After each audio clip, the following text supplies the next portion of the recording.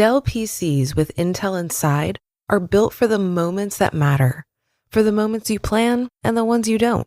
Built for the busy days that turn into all-night study sessions. The moment you're working from a cafe and realize every outlet's taken.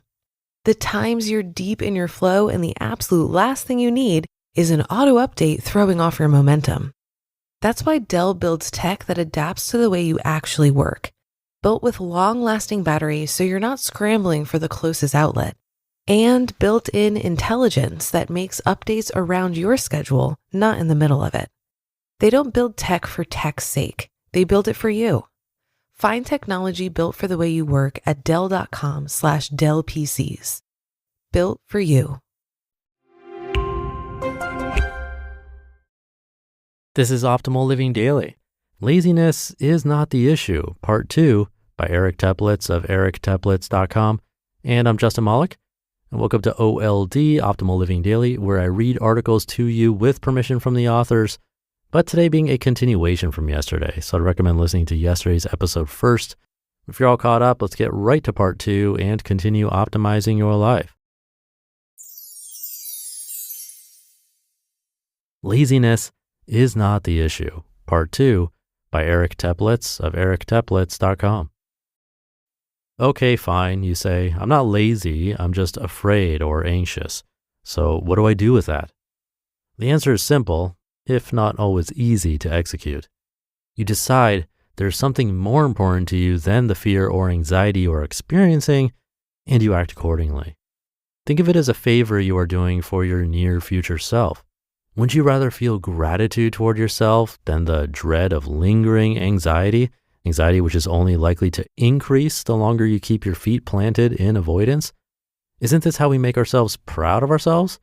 Isn't this how character is built, not to mention self-confidence, by repeatedly facing the things that make us anxious or uncomfortable, but that are important to us? At the very least, call a spade a spade. It's not laziness that is stopping you. It's fear or anxiety. Welcome to Club Humanity. And number 3, it'd be nice to do as opposed to being a must do. In other words, the stakes are not subjectively high enough, so I'm not making it a priority. We each are allotted 24 hours in a day. Decisions must be made regarding how and where we direct our time, energy, and attention. In other words, we prioritize some time and energy investments over others. Inevitably, some things, though we may give lip service to their importance to us, will fall by the wayside and not make the cut in a given day, week, month, year, or lifetime. It's not just a matter of deeming something to be worthwhile or not. There's also a calculation that is made, consciously or otherwise, about the cost of investing in a particular activity. That is, we make a judgment call about whether or not something is worth it to us to do. This is an entirely subjective matter and a reflection of our values, at least in that moment. There are always sacrifices inherent in choosing one thing over another, but it is these sacrifices that make our choices and our values meaningful. If you're wondering how the things you consider important to you rank in your life right now, study your own behavior as an impartial observer would, for instance, by faithfully recording how you spend your time hour by hour for, say, a full week, and your true values will be revealed. The good news is that our values are not fixed. They can be changed at any time. When we decide that we wish to modify something about the way we are living, we can revise our investments of time, energy, money, or attention. We can experiment by adding or subtracting certain activities or behaviors or relationships from our lives and see how we feel about those choices and the results they produce for us.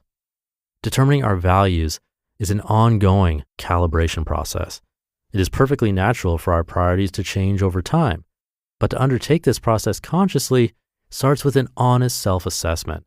How am I currently investing my time and energy, and what changes do I wish to make in that regard? We're not being lazy when we're neglecting something we claim is important to us. If we're not in avoidance mode, we might simply be prioritizing other things over that one right now, and we can choose otherwise whenever we decide to. To sum up, when you really want to do something, or something is really important to you, do you have trouble mobilizing yourself? My guess is probably not, in which case you're not lazy. So instead of calling it laziness when motivation does not arise spontaneously, dig deeper and uncover what the ambivalence is all about. Learn to differentiate that which should be important to you versus what actually is. If something isn't genuinely important to you, consider giving yourself permission to let go of it. It's your life, and we're not here for all that long. If something is important to you, but you are having a hard time getting yourself to take action on it, you might be in avoidance mode. This is understandable, human person. Acknowledge when you have fear or anxiety about something and resolve to face it. Seek out help if you need to. Ask yourself, what is more important to me than this discomfort? And lean into that. The more you build this muscle, the better you'll feel about yourself.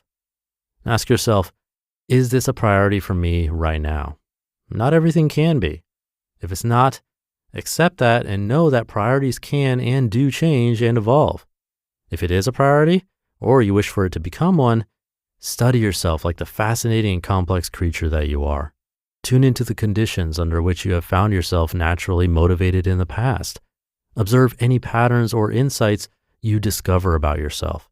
Try new techniques or tactics. Change your environment to make it more hospitable to what you want to prioritize. Do your best to understand what makes you tick so that you can get yourself to do things you might not want to do in the moment, but that you'll later thank yourself for having done. First and foremost, cultivate honesty and patience with yourself.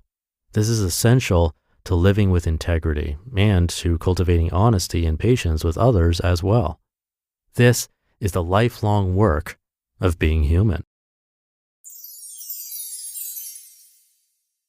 You just listened to part 2 of the post titled Laziness is Not the Issue by Eric Teplitz of Teplitz.com.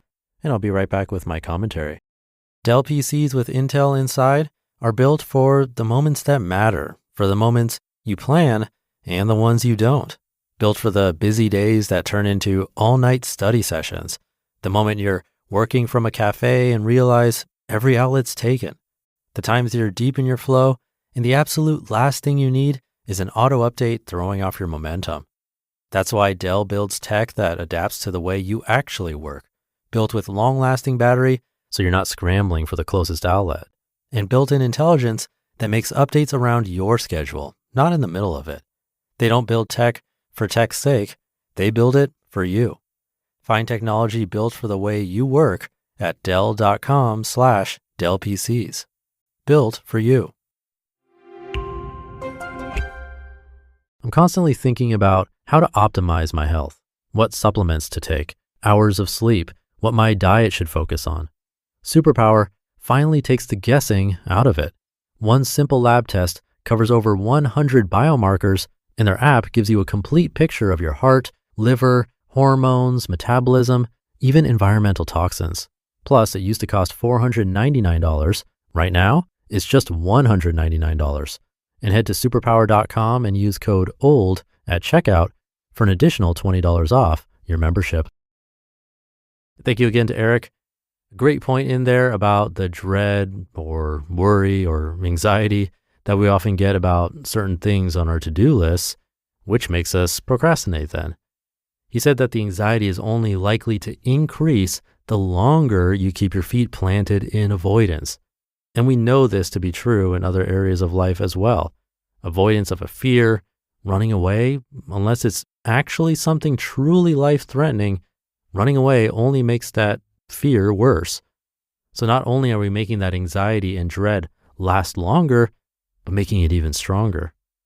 But in the case where it's for a different reason, like it's simply not a priority, being honest is a good first step. That's how I've dealt with the many, many different tasks I could possibly work on for our daily podcasts here. Obviously, releasing each episode on time each day is priority number 1. But updating the website, changing things, developing new shows, working on ideas, all those are lower on the list because they're less important, and I'm fully okay with that. I know that as I work to get farther ahead with the day-to-day stuff, other things will become more manageable and a bigger priority.